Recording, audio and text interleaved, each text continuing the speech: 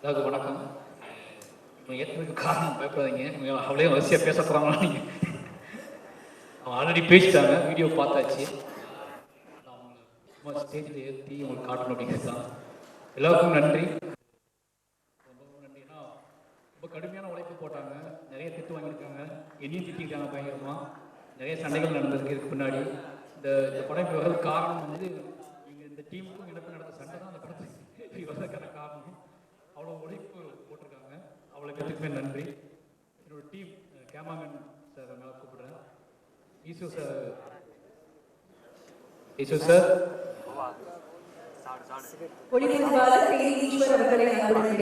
Santhosh Narayan, music Santhosh Narayan வந்து சில வர முடியாத காரணம், அவர் வந்து வெளிநாட்டில் இருக்கிற வர முடியல. அவருக்கு கொஞ்சம் நேரத்துக்கு நன்றி. எல்லாருமே டீமில் வேலை பார்த்த எடிட்டர், கேமராமேன், என்னோட அசிஸ்டன்ட்ஸ் எல்லாருமே அவங்க நான் என்ன கேட்டனோ அதை கொடுத்தாங்க. அத்தனை பேருக்கும் வந்து ரொம்ப நன்றி சொல்லிக்கிறேன். இந்த படம் அப்படி எடுக்கப்பட்ட படம். நானும் இதுக்கு பேசிக்கிறேன், ஏன்னா இங்கே இருக்கும்போது நான் பேசணும்னு ஆசைப்பட்டேன். அதனால தான் ஒன்றும் இல்லை, நான் நிறைய பேசிட்டேன், டீமை பற்றி எல்லாத்தையும் பற்றி வீடியோவில் பேசிட்டேன். ரஞ்சித் என்ன சொன்னார், டேய் பயோபிக்னு சொல்லியே ரிலீஸ் பண்ணுறியா அப்படின்னு சொல்லிட்டாரு. சொல்லலாம்னு தெரிஞ்சிடும் அப்படிங்கிற மாதிரி ஃபஸ்ட் ஃப்ரேமில் இருந்து அது ஸ்டார்ட் ஆகிடுது. மெயின் இந்த படம் வந்து தெரில, பெரிய பெருமாளை பற்றி, கண்ணனை பற்றி, மாமனை பற்றி நான் பேசும்போதெல்லாம் வந்து ஏதோ எனக்கு வந்து ஈஸியாக பேசுறதுக்கான ஒரு ஸ்பேஸ் இருந்துச்சு. இந்த படத்தில் அப்படி எனக்கு என்ன பேசுறது, இந்த படத்தை எப்படி சொல்கிறது எனக்கு தெரியல. ஃபஸ்ட் டைமாக ஒரு படம் எங்கள் அம்மா அப்பா பார்க்கக்கூடாதுன்னு நினச்சி ஒரு படம் எடுத்துருக்கேன். இந்த படத்தை நம்ம பார்க்க அனுமதிக்க மாட்டேன் அப்படின்னா இந்த படம் எப்படி யோசிச்சுக்கோங்க. அவ்வளோவுக்கு எனக்கு இந்த படம் எடுத்துக்கக்கூடாதுன்னு நினைக்கக்கூடிய படம். எடிட் பண்ணி ஃபஸ்ட் எடிட் பண்ணி இந்த படத்தை நான் பார்க்கும்போது நம்ம இந்த படம் எப்படி அம்மா அப்பா பார்ப்பாங்க, எடுத்துக்க வேண்டாமோ அப்படின்னு நினச்சேன். ஆனால் அதுக்கப்புறம் திருப்பி நான் என்ன நினச்சேன் அப்படின்னா, இல்லை எனக்காவது இது வந்து இல்லை அரைச்சிக்கிட்டே இருக்கும், எனக்காவது எடுத்துவோம் அப்படின்னு சொல்லிட்டு எடுத்த படம் தான். இந்த நேரத்தில் என்ன சொல்லணும்னா என்னோட இயக்குனர் ராம் சார் தான் நன்றி சொல்லணும். ஏன் அப்படின்னா யோசிச்சு பார்க்கும்போது எனக்கு வந்து ரொம்ப மலைப்பாக இருக்குது. பெரிய பெருமாள், கர்ணன், மாமன்னுக்குலாம் நான் வந்து அதோடய ஃபஸ்ட் எடிட் பார்த்துட்டுனா இப்படி மாதிரி ஆனது கிடையாது. இந்த படத்தில் ஃபஸ்ட் எடிட் பார்த்து முடித்த உடனே நான் சினிமாவுக்கு வந்ததை விட என்னோட பெரிய மற்ற 3 படங்கள் நான் பார்க்கும்போது என்னோட ட்ராவல் எனக்கு அயற்சியாக தெரியல. ஒரு இதுவாக நான் ட்ராவல் பண்ணி ரொம்ப தூரம் அந்த மாதிரி ஃபீலே வரல. ஏன்னா என்னோட இயக்குனர் வந்து அப்படி பார்த்துக்கிட்டாங்க, அவ கூடவே இருந்தனால அவர் ரொம்ப க்ளோஸ்டாக இருந்தேன். பட் வாழை பார்க்கும்போது மட்டும்தான் எனக்கு தெரிஞ்சு எங்கேருந்து நம்ம எங்கே வந்திருக்கோம்ல, இது வந்து புரியல. அது மாதிரி கன்ஃபியூஸாக இருந்துச்சு, கண்ணெலாம் தேங்கிச்சு, அழுகு வந்துச்சு. இப்போ எடிட் பார்த்துட்டு நான் வந்து எனக்குள்ளே ரொம்ப ஃபீல் பண்ணி ரொம்ப நாள் அமைதியாகவே இருந்தேன்னா வாழை தான். அதுக்கு ஒரே காரணம் என்னென்னா, இந்த எண்டுக்கும் இந்த டேவுக்கும் அந்த டேவுக்கும் பிப்ரவரி அந்த 99 பிப்ரவரி 22 அந்த டேவுக்கும் இந்த டேவுக்கும் உள்ள லாங் டிஸ்டன்ஸையும், இதுக்கு இடையில நான் சந்தித்த மனிதர்களையும், அவர்கள் எனக்கு கொடுத்த ஆதரவு, வலி, பெயின், இது எல்லாமே நினச்சி பார்க்கும்போது தெரியல, ஒரு மாதிரி வாழ்ந்து முடித்த மாதிரி அனுபவம். இந்த கடந்த உண்மையை சொன்னதுனால வாழ்ந்து முடிச்சிட்டோம் அப்படிங்கிற மாதிரி ஒரு ஃபீலிங் வந்துருச்சு. அப்படி ஒரு படம் தான் வாழை. இதுக்கப்புறம் என்ன படம் எடுத்தாலும் என்னோட பெஸ்ட்டுன்னு சொன்னாங்க. என்னோட பெஸ்ட்டாக இன்னொரு படம் எடுக்க நான் ட்ரை பண்ணுவேன். பெஸ்ட்டாக இன்னொரு படம் எடுக்க ட்ரை பண்ணிக்கிட்டே இருப்பேன். ஆனால் என்னோட உச்சபட்ச கண்ணீர்னா அது வாழை தான். பெஸ்ட்டாக படம் எடுக்க ட்ரை பண்ணுவேன். இந்த உச்சபட்ச கண்ணீர் தான் வாழை தான். இதுக்கு மேலே நான் எந்த படம் எடுத்தாலும் அழுக வராது எனக்கு, எந்த படம் எடுத்தால் எனக்கு ஃபீல் வராது. இந்த படத்தை எடுத்துட்டோம் அப்படிங்கிறது இதுக்கு திராணி கொடுத்த என்னோட இயக்குநருக்கு எவ்வளோ நன்றி சொன்னால் பார்த்தாது. இப்போ என்னோட கதையை, என்னோட அழுகையை, என்னோட உழைப்பை, என்னோட என்ன சொல்கிறது பரிதவிப்பை படம் பண்ணுவதற்கான சக்தி இருக்குல்ல. ஒரு டைரக்டருக்கு எல்லா காட்டும் பிடிபட்டுமா, எல்லா ஒரு டைரக்டருக்கு தன்னை பற்றியே உரிச்சு காட்டுறது முடியுமா அப்படின்னு நிறைய கேள்வி கேட்பாங்க. நான் இனி உரிச்சு காட்டுறதுக்கான ஸ்பேஸை எனக்கு வலிமையாக கொடுத்து என்னோட இயக்குனர், அவருக்கு ரொம்ப ரொம்ப நன்றி. ஏன்னா அதை யோசிக்கவே முடியாது. ஏன்னா இதுதாண்டா ஆர்ட், இதுதாண்டா ஆர்ட், இதுதாண்டா ஆர்ட்னு சொல்லி ஒவ்வொரு டைம் அவன் அழுகும் போதுமா இதுதாண்டா ஆர்ட், இதுதாண்டா ஆர்ட், இதை பண்ணுறா முதல்ல இதை பண்ணுறாங்க, என்னடா பண்ணிட்டு இருக்க அப்படின்னு. அப்போ தான் என்னோட கண்ணீர் எல்லாமே கலையாக தெரிய ஆரம்பிச்சு, என்னோட அழுகை கலையாக தெரிய ஆரம்பிச்சு. அப்படி அதெல்லாம் சேர்ந்து ஒரு படமாக எடுத்துட்டோம். இந்த படம் என்ன எனக்கு என்ன சம்பாதிச்சிருக்க போதெல்லாம் தாண்டி Dileep master, sorry Vivek, Dileep master எடுத்து மேலே கூப்பிடுறேன். அந்த எமோஷனல் தான் இந்த படம் வந்து எனக்கு கொடுத்துச்சு. ஏன்னா அது சாருக்கு இந்த படம் என்னோட காணிக்கைன்னு சொல்லலாம். நான் வந்து கடவுள் நம்பிக்கை இல்லை, என்னோட பெர்சன்டேஜ், என்னோட டெடிகேஷன். இந்த படத்தை வந்து இந்த படத்தை வந்து நான் ட்ரிபியூட் பண்ணது வந்து என்னோட இயக்குனர் தான் ட்ரிபியூட் பண்ணுறேன். ஏன்னா இந்த படத்துக்குள்ள தப்பித்தல் ஒன்று இருக்குல்ல, இந்த படத்தில் நான் சேர்ந்த இடம் ஒன்று இருக்குல்ல, அது ரொம்ப என்ன சொல்கிறது, எனக்கு அவங்க இந்த ராம் சார் என்ன கொடுக்க போகிறோம் அப்படின்னு கொண்டே இருந்துச்சு.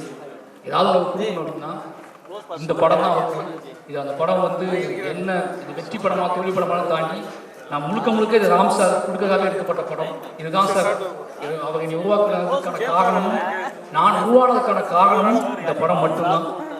அந்த அந்த நிலையில ரொம்ப சந்தோஷமா நான் உணர்றேன். அப்போ என்னோட குடும்பத்துக்கு ரொம்ப நன்றி சொல்லணும். நான் என்ன சொன்னாலும் என்ன சொல்றது, நம்ம கதையை திருப்தி எடுக்கணும் வருத்தம் இருக்கு. எங்கிட்டு போனாலும் நம்மளையே கொண்டு வச்சு நானே கொண்டு படத்துக்கு கொண்டு அப்படின்னு எங்கள் அப்பாவுக்கு வருத்தம் இருக்கு, எங்கள் அம்மாவுக்கு வருத்தம் இருக்கு. அது என்ன சொல்றது, ஒரு நாள் சந்தோஷமா ஃபீல் பண்ணுவாங்க, இன்னொரு நாள் ஒரு மாதிரி எமோஷனலாக ஃபீல் பண்ணுவாங்க. என்னோட குடும்பம் ஒரு கட்டத்துக்கு அப்புறம் புரிஞ்சிக்கவே முடியாத என்னை அலைக்கழிச்ச என் குடும்பம் இன்னைக்கு ரொம்ப நல்லா புரிஞ்சுது. அப்படி என்னோட மனைவியாக இருக்கட்டும், என்னோட குடும்பமாக இருக்கட்டும், எல்லாருமே வந்து நான் என்ன முடிவெடுத்து மூவ் ஆனாலும் அதை புரிஞ்சுக்கிற பக்குவம் அவங்களுக்கு இருக்குது. அந்த பக்குவத்தை கொடுத்த என்னோட கலைக்கு ரொம்ப நன்றி. என்னோட ஆர்ட் ஃபார்ம் தான் அவங்களுக்கு அந்த பக்குவத்தை கொடுத்துருக்கு. இவங்க எது சொன்னாலும் அதுக்கு உண்மையை வைக்கணும், அது மக்களுக்கு பிடிக்குது அப்படிங்கிற நம்பிக்கையில் என்னை விட்டுருந்தாங்க. அதனால் போயிடுறேன், தயவு செஞ்சு தப்பாக நினச்சிக்காது. ப்ரொடியூசர் ரொம்ப தாமதமாக கூப்பிட்றேன். ஏன்னா எல்லாத்துக்கான ப்ரொடியூசர் இல்லை அப்படின்னு சொல்லிட்டு திவ்யா மேலே கூப்பிட்றேன், காஸ்டியூம் டிசைனர் மேலே கூப்பிட்றேன். ஓகேவா, இதுதான் ரொம்ப எமோஷனலான விஷயம். நாங்கள் ஷேர் பண்ண வேண்டிய விஷயம் இதுதான். நாங்கள் ஆல்ரெடி எல்லாமே பேசிட்டு வர வேண்டியது. நீ இவங்க கூப்பிடவே இல்லையா, அவனை கூப்பிடவே இல்லையே. அப்போ அவன் போச்சுக்கோல நம்பி ஓகே தூங்கிட்டாளா, பிரியாணி சாப்பிட ரொம்ப சந்தோஷம்.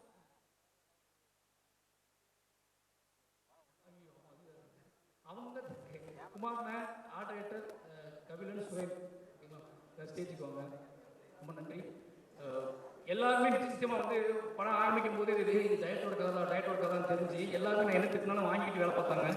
அத்தனை பேருக்குமே நன்றி. ஏன்னா நான் மற்ற படத்துலையாவது என்னை வந்து விளக்கம் கொடுப்பாங்க. குமாரோட ஆர்ட் டிபார்ட்மெண்ட் நான் ஒன்று சொல்கிறேன் அப்படின்னா செல்வம் வராது செல்வாங்க. இந்த படத்தில் இவன் வேறு ஏன் கதை மானே அப்படின்னு சொல்லிட்டு அதுக்கு வேலை பார்த்து கொடுத்தாங்க.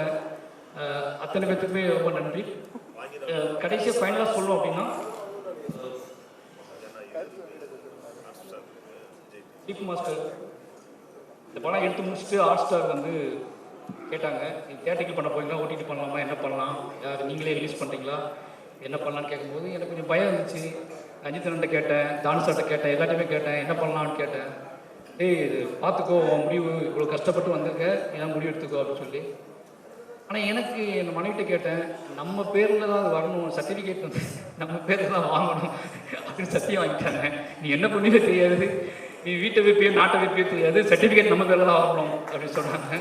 அப்போ நான் சொன்னேன், சார் நீங்கள் டைம் கொடுங்க, சர்டிஃபிகேட் யார் பேரில் தான் வரணுமா, நம்பி ஸ்டுடியோஸ் தான் வரணுமா, அதனால் வந்து நான் இந்த படத்தை வாங்கிக்கோ, கொஞ்சம் டைம் கொடுங்கன்னு கேட்டேன்.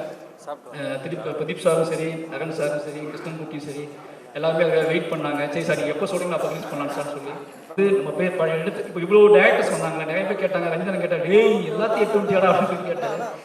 எல்லாருமே என்னோட படைப்புக்காக வந்தவங்க அப்படிங்கிற பெருமை இருக்குல்ல, அது பயங்கரமாக இருக்குது. என்னோட படங்கள் உங்களுக்கு பிடிச்சிருக்கு, என் படங்கள் ஏதோ உண்மையை தென்பட்டுருக்கு, இந்த பையனுக்காக போய் பேசலாம், இந்த பையனுக்காக போய் இப்போ பார்த்தீங்களா கர்ஜிச்சுட்டு போனார்ல மிஸ்கின் அண்ணன், அப்படி பண்ணார்ல, அதுக்கான காரணம் ஒரே காரணம் தான், இவனுங்களுக்காக பேசலாம்.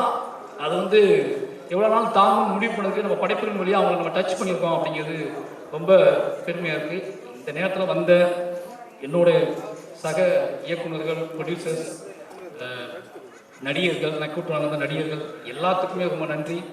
ஏன்னா எனக்கு தெரியும் உங்களோட வேலை நேரம் எவ்வளோன்னு தெரியும். அதெல்லாம் தாண்டி அவனுக்கு போவோம், அந்த படத்தை அவனுக்கு சப்போர்ட் பண்ணுவோம், அவனுக்காக இந்த டயத்தை செலவு பண்ணணும் நீங்கள் முடிவு பண்ணதுக்கான காரணம் எல்லாத்துக்குமே ரொம்ப நன்றி. எங்கள் டீம் பார்க்க யாராவது விட்டுருந்தா மன்னிச்சுக்கோங்க. ஹாட் ஸ்டாருக்கு ரொம்ப ரொம்ப நன்றி. ஏன்னா அவங்க பிலீவ் பண்ண நாள்லேருந்து தொடங்கிச்சு. எல்லாருக்கும் மெயின் காரணம், எல்லாருமே என்னை ஒருத்தர் பிலீவ் பண்ணாங்க, எனக்காக வேலை பார்த்தாங்க, இன்னைக்கு வந்துக்கவும் எனக்காக வந்தாங்க. உங்கள் எல்லாரும் நம்பிக்கையை காப்பாற்றக்கூடிய படங்களை தொடர்ந்து எடுத்துகிட்டே இருப்பேன். இந்த அப்படி ஒரு படமாக வாழை இருக்கும். நிச்சயமாக வாழை என்னை பற்றி புரிந்து கொள்வதற்கு யாரா இதே திருப்பி பேசிட்டு இருக்கான் அப்படின்னு நிறைய பேர் கேட்டுட்டு இருக்காங்க. என்னதான் பிரச்சனை இருக்கு அப்படின்னு நிறைய பேர் கேட்டுட்டு இருக்காங்க. அவங்க எல்லாத்துக்கும் நீங்கள் எதுக்கு யோசிச்சுருக்கீங்க, நானே சொல்கிறேன் நான் யாருன்னு அப்படின்னு எடுத்த படம் தான் வாழை. நிச்சயமாக இந்த படம் உங்களுக்கு வந்து எல்லா கேள்விகளுக்கும் பதில் சொல்லக்கூடிய படமாக இருக்கும். நன்றி, வணக்கம். அடுத்ததாக இங்கே நிறைய இசையமைப்பாளர்கள் வந்திருக்காங்க.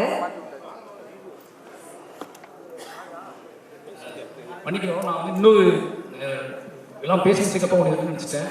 நான் பேசி முடிச்சதுனால பத்திரிகையாளர்களுக்கு ரொம்ப ரொம்ப நன்றி. பரியேமாலேருந்து கர்னல்லேருந்து மாமன்லேருந்து எவ்வளோ விஷயங்கள் இருந்தால் கூட இவனுக்கு ஏதோ ஒரு பண்ணணும், இவன் பேசுகிற உண்மைகள் நினச்சிக்கிட்டு திருப்பி எனக்கு சப்போர்ட் பண்ணிக்கிட்டு இருக்கேன். அத்தனை பத்திரிகையாளர்களுக்கு ரொம்ப நன்றி. ஏன்னா நீங்கள் பரியேமான் முதல் படத்துக்கே நீங்கள் கொடுத்த ஆதரவு இருக்குல்ல, அதிலிருந்து இன்னைக்கு வரைக்கும் நீங்கள் பாதுகாக்கிற விதம் இருக்குல்ல, நிச்சயமாக சொன்னால் பத்திரிகையாக நீங்கள் பாதுகாத்துக்குன்னு சொல்லலாம். அவ்வளோ சப்போர்ட்டிவாக இருக்கீங்க. அத்தனை பத்திரிகையாளர் நண்பர்களுக்கும் நன்றி. அப்புறம் எங்கள் ஊர் மக்கள் அவனை அவ்வளோத்தையும் ஏற்றுக்கணும்னா மேடை பத்தாது. பெரும் என்ன சொல்கிறது, ரொம்ப நான் பரியேமான்லேருந்து போட்டு அவன் டார்ச்சர் பண்ணிட்டு இருக்கேன்.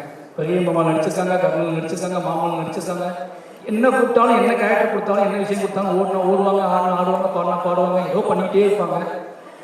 அவங்க இல்லை அப்படின்னா நான் நிச்சயமாக என்னால் என்ன படத்தை எடுத்துக்க முடியாது. நான் குடிசெட்டை நல்லா ஞாபகம் பரியேமான் ஷூட்டிங் அப்போ டிமானிஷன் ஸ்டார்ட் பண்ணிட்டாங்க. அப்போ படம் ட்ராப் ஆகி போயிடுச்சு. இப்போ ரஞ்சித்தனை கேட்டார், இந்த மாதிரி சூழல் ஆகிடுச்சு, கொஞ்ச நேரம் கம்மியான டேஸில் இதை மேட்ச் பண்ணி எடுத்துட முடியுமான்னு கேட்டார். நான் நம்பி இனியும் நம்மளை என் ஊர் மக்கள் தான் நம்பினேன். அவங்கள கூட்டிட்டு போனால் எடுத்துடலாம்னு சொல்லி, ஆனால் நான் எடுத்துடுறேன் அப்படின்னு அப்படி முடிவு பண்ணி தான் பரியேமான் நான் எடுத்தேன். எடுத்து அவங்க வச்சு நம்பிக்கை காப்பாற்றுறேன். அப்படி ஒரு அன்னைக்கே ஃபர்ஸ்ட் படத்தில் சினிமா முதல் ஆக்ஷன் சொல்றதுக்கு முன்னாடியே எனக்கு பெரிய நம்பிக்கையாக இருந்த இந்த ஊர் மக்களுக்கு, புளியங்குளம் கிராம மக்களுக்கும், சுற்றி இருக்கிற என்னோட வட்டார மக்களுக்கும், ஒட்டுமொத்த மண்ணின் மக்களுக்கும் இந்த நேரத்தை நன்றி சொல்லியிருக்கேன். அவங்களை எல்லாம் அவங்க வாழ்வை பிரதிபலிக்கக்கூடிய இந்த படம், அவங்க பிரதிபலிக்கக்கூடிய படமாக இந்த படம் இருக்கும். நிச்சயமா இந்த உலக படத்தை கொண்டாட நம்புகிறேன். நன்றி. நினைச்சு நான் சில கேள்விகள் கேட்கல. ஒரே ஒரு கேள்விதான் சார் இருக்கு, வேற எதுவும் விஷயம்.